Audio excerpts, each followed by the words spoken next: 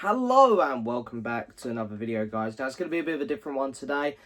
It's the first time we're not really going to do any Beatles talk, because as I say, when I come back to the channel, one of the big things I was doing in my life was really getting back into collecting my Beatle records. But I did want to round up 2025 with my favourite albums of the year, and saying that I only listened to 11.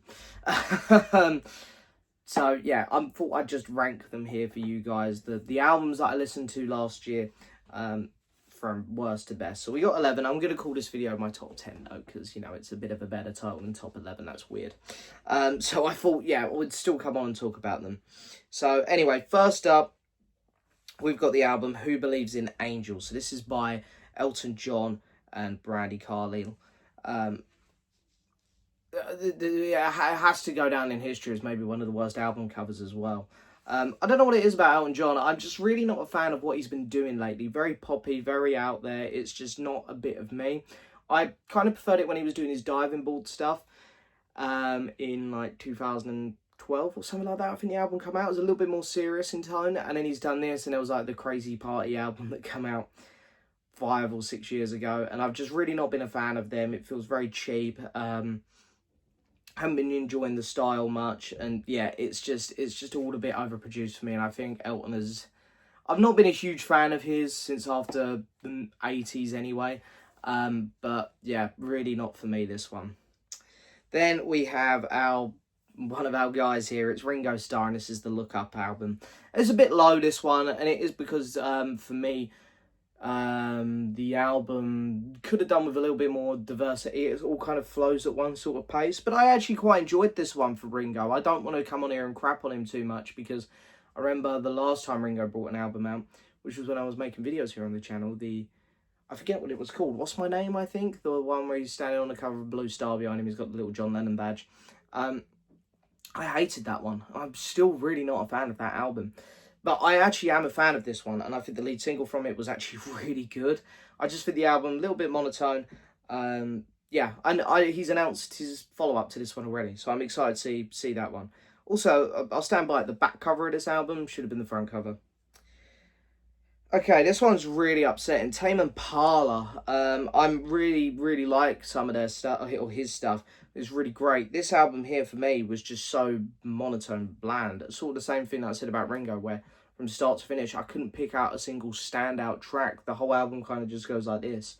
And by the end, I was so ready for it to be over. I was really quite bored throughout a lot of it, which is really surprising, because I love the music that comes out of this guy. It's really fantastic. But yeah, for me, this album was just really forgettable, which was very surprising. Maybe the most disappointing album of the year. Then I've got Mayhem by Lady Gaga.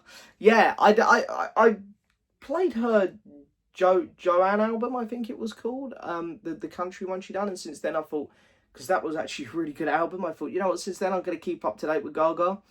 And there's been some real naff ones since then, which just haven't been for me. I say naff, they're just not for me. I think the production on a lot of her stuff's actually really good, and I can see why a lot of people really like it, and the pop element she brings to modern music, I think, is a lot better than what a lot of the other contemporary artists are doing today. But I thought that what she done here on that Joanne album was really good, and I thought, you know what, I'm going to stick to it, and every time she brings a new album out, I wait till I've got like a spare hour, and I'm like, yeah, go on, we'll pop it on now, we'll give it a listen. I think this is the best one since the Joanne album. I think it's called Joanne. If I've got it wrong, I apologise. The country one, where she's standing sideways with the hat. Well, she had the Star is Born soundtrack as well, actually, which I really liked. But that's the soundtrack, so... But yeah, this was a good album, I thought. It was pretty solid. Of course, it had the song from Wednesday on, which I recognised. But there was a few other good tracks on here. A lot of the choruses on these were pretty fun. Some of the lyrics a little bit off at times. But yeah, I thought for a modern pop album, it was pretty good. Then, this is going to be an interesting one for some people. And we got Sweet Illusions by Peter Capaldi. Not Lewis Capaldi, Peter Capaldi. Yeah, I mean, for those of you who know Peter Capaldi, you probably know him as an actor. He's been in a lot of great movies and a lot of TV shows. His most memorable role is probably going to be he was the 12th incarnation of the Doctor in Doctor Who, my personal favourite Doctor. fantastic actor and great musician as well. In fact, one of the things he brought to Doctor Who was his doctor played the electric guitar, which was actually a really cool feature for the most part. But yeah, Capaldi, he's just such a cool guy, such a lovely guy, and his music is surprisingly really good. I think his first album's better. This is his second one. But the title track on here, Sweet Illusions, is the best song he's done. It's brilliant. And I forget what band it was, but he even come out on the headline stage at Glastonbury and sung a song. So, you know, his music's slowly getting more popular. He's surprisingly really good. Give it a listen if you haven't. Then we have Mr. Eric Clapton with Meanwhile. It's been a while since we had a proper Clapton album. I think I Still Do was the last one in 2016. We had a Christmas one in between then. But, you know, in terms of like a proper Clapton album, it's been a while. There's a couple songs on here which he did just take from, I think, like The Rebels, that song. It was already put out on a 12-inch single. And I think there's another song on here which he pinched from somewhere else. But the rest of it's new tracks. Yeah, it was pretty good. I really like the Pompous Fool.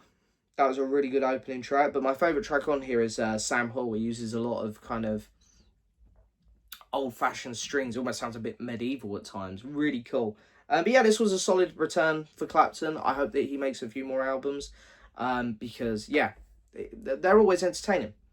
Next up, we have Everybody Scream by Florence and the Machine. I do like Florence and the Machine. They're a band that I've always found a lot of enjoyment in.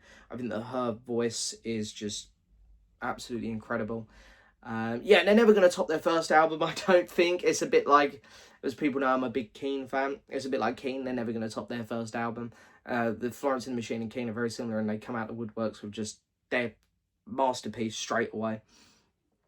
But there's a lot of fun tracks on here. I really like the opening track, the title song, Everybody Scream. What other songs really stood out to me on here? Sympathy Magic, was a really good track as well.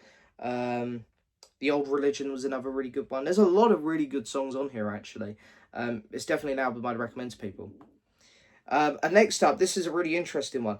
There's Always More That I Could Say by Sigrid. Yeah, Sigrid's someone, again, who I've always enjoyed, but I've yet to find a real connection with her. Like, yeah, that one was like, all of her albums for me so far have been like, that was good. And that's about it. This one went the next step for me. This one was a bit like, okay, I actually had a lot of fun with that one, and that's what this one is. Again, there's some lyric moments in here which aren't brilliant, but the production on this album I thought was really fantastic, and her voice is great. The title, well, not the title track, sorry, but the lead single, Fort Knox, I think that's what they call it. Yeah, Fort Knox. Her voice on that one is insane. She's really great. She's a really, even though she's pretty big, she's got her fans, but in terms of like modern day music, the ones that are big, I think she's one of the more underrated ones. She definitely deserves to be up there with a lot of the other big artists whose names have got up there for God knows reasons, but I'm not going to get into that. But yeah, I thought there was a lot of really fun songs on here, to be honest, and I had a really good time with it. As I say, the production on it is what really surprised me. But then the top 3 albums here, which we're going to go over now, are the 3 which really stood out to me. These are the 3 albums I keep going back to that come out last year. And the first one up is by our old guy. Sorry, we're having technical difficulties here. We used to speak about him a lot here on the channel when I used to make videos prior to my break. And the album's called Breakthrough, and of course it's by Joe Bonamassa. Now, while I was away, Joe Bonamassa put out his best album, in my opinion, Time Clocks. So we haven't actually spoke about that one, because that album for me was his best. I loved it. It come out of nowhere as well. I thought, oh, Joe, I don't think he's going to do anything that tops Blues of Desperation. I thought that was such a good record. But then this Time Clocks one come out and I thought, that's it. That's his best record. Who knows? He might be able to top it again. This one isn't far off. It's a really good album. Again, it's got a lot of those fantastic guitarists from Joe. His voice, it might not be for everyone, but I really like it. And there's a lot of really good songs on here. Broken Record, probably my favourite. Shake This Ground is also another really good one. Life After Dark, really good track. There's just a lot of fun to be had on this record, and really cool album cover as well. But yeah, even though we're talking about this one, if you haven't heard Time Clocks, go play that record, because that one's just amazing. Coming in second place, we've got Saving Grace by Robert Plant. I mean, this man's so graceful. Everything he puts out is just so high quality. I love that he's not doing what a lot of other older artists do now, where like, as much as I love the man and I don't want to slag him off because I love him, but whereas Paul McCartney's still trying to stay relevant with stuff like Egypt Station, which I wasn't a big fan of, and he's still trying to sing like he used to.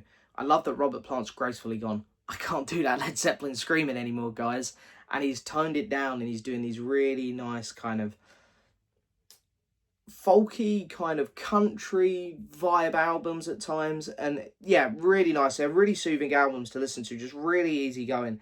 I don't think it's his best of recent. I think that his last two records were probably better than this one, but this was still really good, really high quality. And again, a lot of great tracks on here. My favourite, probably Ticket Taker was a good one, or Too Far From You was also another highlight. Really, really good. Coming in first place, I actually saw this band about 3 years ago as a warm-up act for Paolo Nutini. I went to see Paolo Nutini in Brighton, and this group was actually a warm-up act, which is how I discovered them.